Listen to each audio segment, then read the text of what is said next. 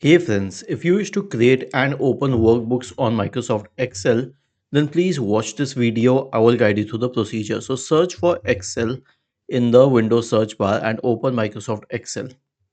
Okay. So now we will open a blank workbook and this is how we can open it.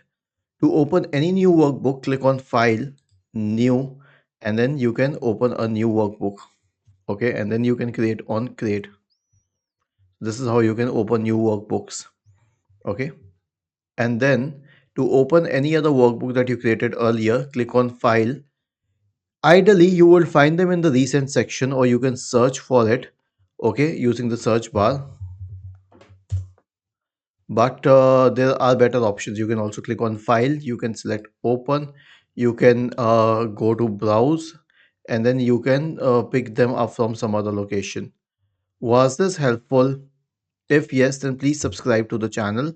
And if not, then let us know in the comment section of the video on how we could help you further. Thank you for watching this video and have a nice day.